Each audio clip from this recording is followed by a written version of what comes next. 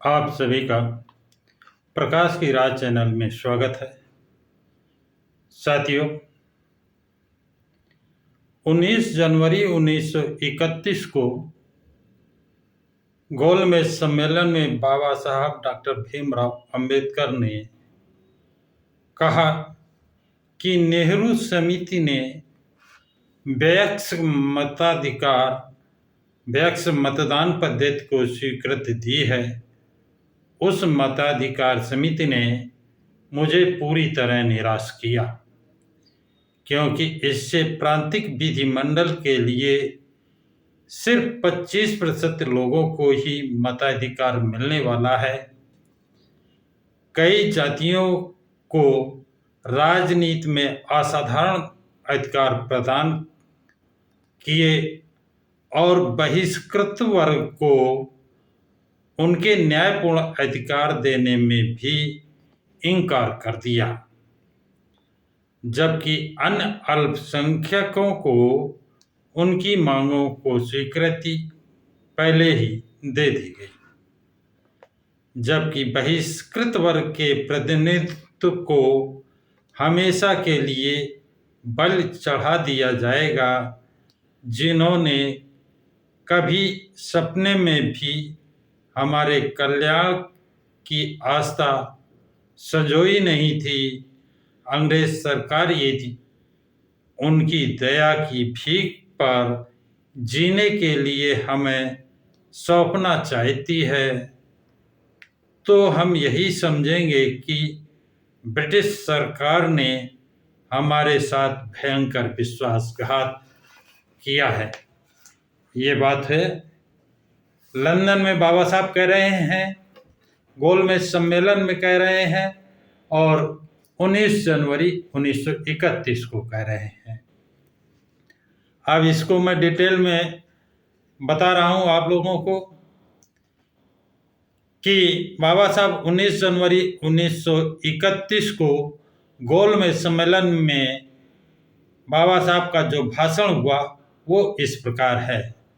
बाबा साहब अपने भाषण में कहा कि माननीय प्रधानमंत्री, किसी देश के राजनीतिक जीवन को एक सूत्र में पिरोने की, उसमें जो सिलसिला बनाने की कोशिश करते हुए हमेशा दो महत्वपूर्ण सवालों का सामना करना पड़ता है। कितने सवालों का? 2 सवालों के लोग तरफ बाबा साहब इंगित करते हैं। इसलिए गोलमेज सम्मेलन को इन 2 सवालों पर ध्यान केंद्रित करना होगा। पहला सवाल है जवाबदेही प्रशासन का और दूसरा सवाल है प्रातिनिधिक सरकार का। प्रांत की जिम्मेदार सरकार के बारे में मुझे बहुत कम बातें बतानी हैं। मेरे मतभेदों को ग्रहित मानकर मंडल ने रिपोर्ट पेश की, उसका मैं समर्थन करता हूं, वह मुझे मान्य है। लेकिन केंद्रीय प्रशासन के बारे में मेरे मन में शंकाएं होने के कारण मेरा नजरिया पूरी तरह अलग है। संघ राज्य की उपसमिति ने आज की नौकरशाह प्रशासन पद्धति में बदलाव लाने की तरफ कोई ध्यान नहीं दिया, कहना बेईमानी होगी। हालांकि मेरी अपनी राय आपसे छुपाना भी उसी तरह की बेईमानी होगी। समिति ने जो सुझाव दिए हैं वो अव्यावहारिक हैं, पक्की नींव पर आधारित नहीं हैं और उनमें व्यक्त की गई जिम्मेदारी विश्वसनीय नहीं, जाली है, मतलब फर्जी है। लॉर्ड चांसलर ने हमें बताया कि उन्होंने हमारे लिए बीज बोने का काम किया है, लेकिन पौधे की देखभाल खुद हमें करनी होगी।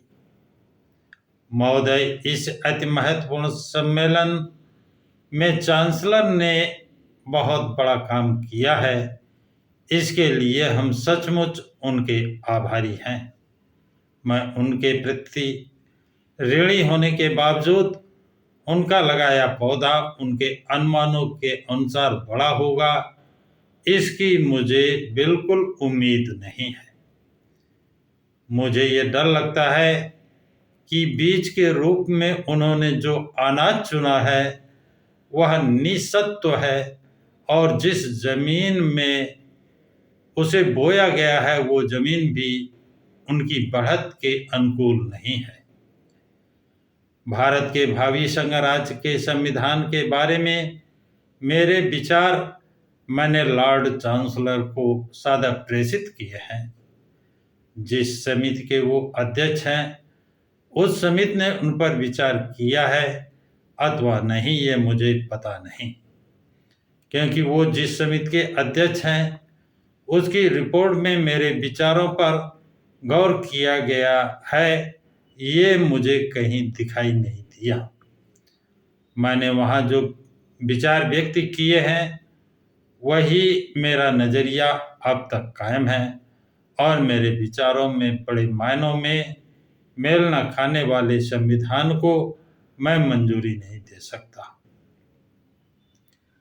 सचमुच यदि किसी ने मुझसे ये कहा कि फिलहाल जो प्रणाली अस्तित्व में है और समिति द्वारा जो मिश्र पद्धति प्रस्तुत की गई है, इन दोनों में से किसी एक का चुनाव करो, तो मैं प्रचलित प्रणाली ही चुनूंगा। लेकिन समिति की रिपोर्ट वाला केंद्रीय सरकार का संविधान अगर टीबी संप्रूव को मान्य होगा तो उसका विरोध करने का कोई कारण मेरे पास नहीं होगा, क्योंकि वे परिषद के मित्र, दार्शनिक और मार्गदर्शक हैं। उसी तरह भारतीय युवाओं के प्रतिनिधि कहलाने वाले श्री जयकर और भारत के गैर ब्राह्मणों की बात करने वाले श्री एपी पात्रो यदि इस संविधान से खुश हो तो मैं भी उनका विरोध नहीं करूंगा। आज मेरी स्थिति इस प्रकार है कि उस संविधान का मैं विरोध भी नहीं करता और उस संविधान को मैं मान्यता भी नहीं देता। जिन्हें उसे प्रत्यक्ष लागू करना है, मैं ये मसला उन्हीं पर छोड़ता हूँ। जिनका मैं प्रतिनिधि हूँ उनकी तरफ से प्रशासन के बारे में मेरे लिए कोई आज्ञा न होने के कारण मेरे लिए इस नीति का अवलंब यानी सहारा लेना अवलंब करना आसान हो जाएगा। लेकिन मेरे लिए एक और तरह की आज्ञा जरूर दी गई है, जिसके तहत उत्तरदायी शासन पद्धति का मैं विरोध न करूं और साथ ही उत्तरदायी सरकार सही मानों में प्रातिनिधिक सरकार न हो तो उसे मान्यता न दूं। परिषद द्वारा प्रातिनिधिक सरकार के मुद्दे पर अब तक किस तरह अमल किया है और उसे कितनी सफलता या असफलता मिली है, यह मैं अब अवलोकन करता हूँ, तब मुझे घोर निराशा होती है। वोट देने का अधिकार और विभिन्न वर्गों के विधिमंडल में मिला प्रतिनिधित्व खालिस सच्चा प्रातिनिधिक प्रशासन के दो आधार स्तंभ हैं। हर कोई जानता है कि नेहरू समिति ने व्यक्ति मतदान पद्धति को स्वीकृति दी है। इस समिति के द्वारा संविधान का यह जो हिस्सा तैयार किया गया उसे भारत की सभी राजनीतिक पार्टियों का समर्थन प्राप्त है। मैं जब इस सम्मेलन में आया तब मैंने पाया कि मतदान के अधिकार का जहाँ तक सवाल था वहाँ तक हमने पहले ही लड़ाई जीत ली है। लेकिन मताधिकार समिति ने मुझे पूरी तरह निराश किया। मैं इस बात से आश्चर्यचकित रहा कि नेहरू की रिपोर्ट पर जिन लोगों ने हस्ताक्षर किए हैं उन सभी की सोच केवल एक पहलू तक ही सीमित है। उनके विचार इतने एकांगी हैं कि भारत के उदारवादियों तक का इस रिपोर्ट के लिए समर्थन मिलना मुश्किल है, क्योंकि इससे प्रांतीय विधिमंडल के लिए सिर्फ 25% लोगों को ही मताधिकार मिलने वाला है। केंद्रीय विधिमंडल के लिए कितने लोगों को मताधिकार मिलने वाला है, यह अभी अनिश्चित है। लेकिन जिस प्रकार प्रांतीय सरकार विधि प्रति लेकिन जिस तरह प्रांतीय सरकार प्रातिनिधिक होती जा रही है, उसे देखने के बाद केंद्रीय विधिमंडल का स्वरूप उससे अधिक प्रातिनिधिक बनेगा। इस बारे में मेरे मन में जो जरा भी आशा बची है, इस तरह के सीमित मताधिकार के कारण भारत का आगामी प्रशासन सभी लोगों से संबंधित न होकर खास वर्गाधिष्ठ विशेष यानी असाधारण लोगों के लिए होगा। इस बारे में शक की कोई गुंजाइश नहीं है। बहुसंख्यक जातियों और अल्पसंख्यक जातियों के बीच विधिमंडल की जगहों के बंटवारे को लेकर पेच पैदा हो गया है, यह आप सब लोग जानते ही हैं। मुझे लगता है पहले जानबूझकर लिए गए कुछ हानिकारक निर्णयों के कारण ही ये स्थितियां पैदा हुई हैं। भारत के पूर्व शासक यदि सबके प्रति न्याय और किसी के बारे में पक्षपात नहीं, इस न्याय तत्व को अपनाकर उसके अनुसार व्यवहार करते, तो मुझे यकीन है कि ये समस्याएं हल करना उतना कठिन नहीं होता। जिनका और जैसे भी राजनीतिक इस्तेमाल करना संभव हो पाता, उसके अनुसार ब्रिटिश सरकार ने योग्यता को अलग अलग मूल्य तय कर कई जातियों को राजनीति में असाधारण अधिकार प्रदान किए और बहिष्कृत वर्ग को उनके न्यायपूर्ण अधिकार देने से भी इनकार कर दिया। इसमें बहिष्कृतों के साथ बहुत बड़ा अन्याय हुआ। मुझे उम्मीद थी कि एक बार गलती से प्रस्तावित हुई पद्धति को हमेशा के लिए प्रस्तावित न किए जाने के सिद्धांत का अनुसरण करते हुए परिषद द्वारा पुराने मूल्यों का पुनर्मूल्यांकन कर बहिष्कृतों को उनके अधिकारों के हिसाब से विधिमंडल में सही अनुपात में जगहें दी जाएंगी, लेकिन ऐसा नहीं हुआ। अन्य अल्पसंख्यकों की मांगों को पहले ही स्वीकृत किया गया है और उनके अनुसार स्वरूप तय किया गया है। उसमें अब केवल प्रशासन के विस्तारित होने, स्वरूप और व्यवस्था के अनुसार जो योग्य हों, वे बदलाव और सुधार करने होंगे। जो बदलाव या सुधार लाने हैं, उन्हें लाने के लिए पहले से रखी गई नींव में थोड़ा सा भी बदलाव करने का किंचित सा साहस भी कोई नहीं करेगा। बहिष्कृत वर्ग की समस्या बिल्कुल अलग है। उनकी मांगें अब जाकर सुनने में आ रही हैं। इन मांगों पर अब तक गौर नहीं किया गया है और उनमें से कितनी मांगों को स्वीकार किया जाएगा, इसका मुझे अंदाजा भी नहीं है।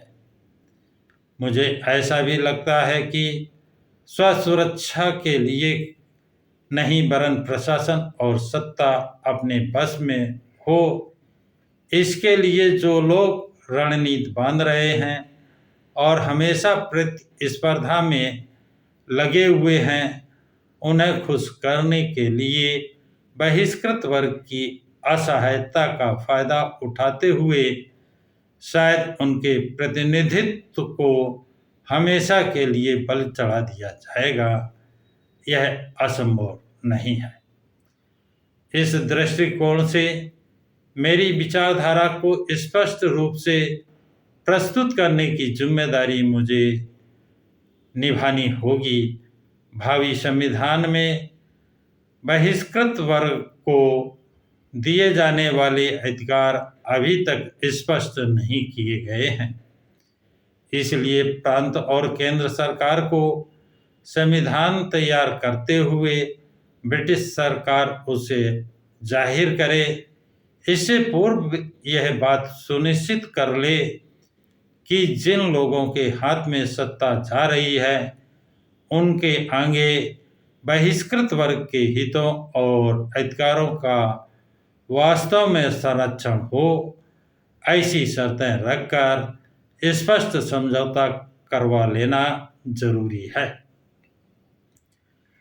वास्तविक स्थिति की गंभीरता को ध्यान में लेते हुए मुझे आपको ये बताना जरूरी हो जाता है कि इस बात को साफ किए और सुलझाए बगैर और इस बारे में कोई निर्णय होने तक किसी भी घोषणा पत्र को नहीं मानूंगा। बड़ा साफ कह देते हैं, मैं घोषणा पत्र नहीं मानूंगा। इस बात को यदि नहीं स्वीकार कर लिया गया तो परिषद की अगली कार्रवाई में मैं और मेरे सहयोगियों का उपस्थित रह पाना संभव नहीं होगा।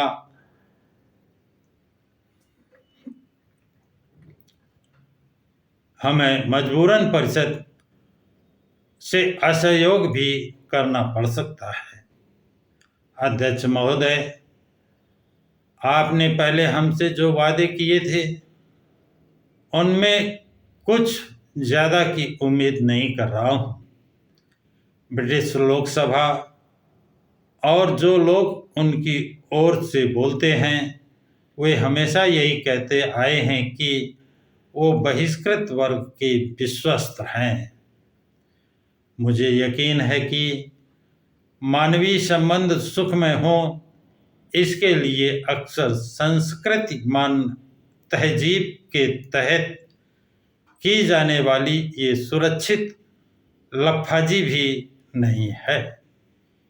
इसलिए मेरी नज़र में यह किसी भी सरकार का प्रथम कर्तव्य है, उसे यह सुनिश्चित कर लेना चाहिए कि यह विश्वास किसी भी तरह से भंग न हो। माननीय प्रधानमंत्री, मैं आपसे कहना चाहता हूं कि जिनका उत्कर्ष हमारे पूर्ण विध्वंस और औन्नति पर ही आधारित है, जिन्होंने कभी सपने में भी हमारे कल्याण की आस्था संजोई नहीं, अंग्रेज सरकार यदि उनकी दया की भीख पर जीने के लिए हमें सौंपना चाहती है तो हम यही समझेंगे कि ब्रिटिश सरकार ने हमारे साथ भयंकर विश्वासघात किया है। मेरे इस कथन के कारण भारत के राष्ट्रवादी और देशभक्त मुझे जातिवादी करार देंगे, मैं इस बात से नहीं घबराता। भारत विचित्र देश है और यहाँ के राष्ट्रभक्त और देशभक्त भी बेढंगे हैं, विचित्र तरह के लोग हैं।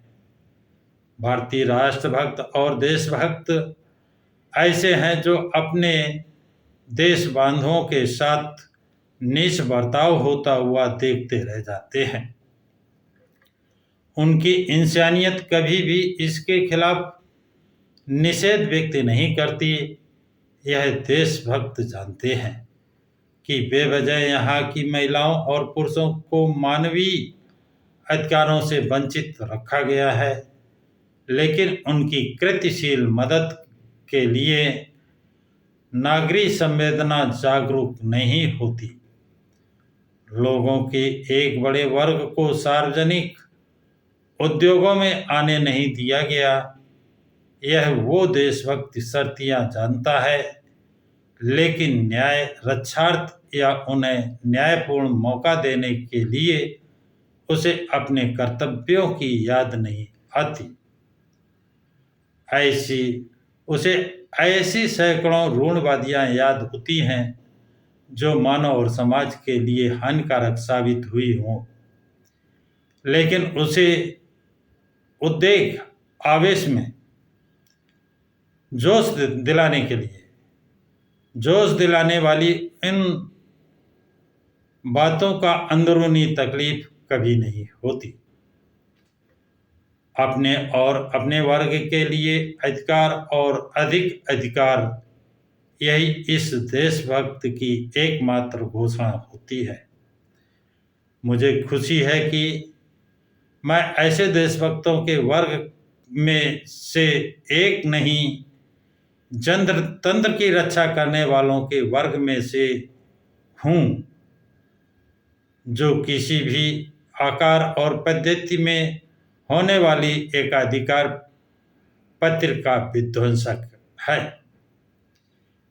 एक व्यक्ति एक मूल्य, ये हमारा उद्देश्य है और इस साध्य के अनुसार हम राजनीतिक, आर्थिक और सामाजिक जीवन के हर क्षेत्र में कृतिशील होकर उसके अनुसार आचरण करना चाहते हैं।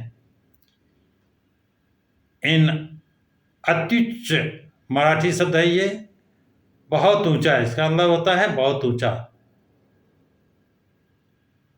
ठंड भी धन और मूल्यों के साथ बहिष्कृत वर्ग की प्रतिबद्धता जुड़ी हुई है।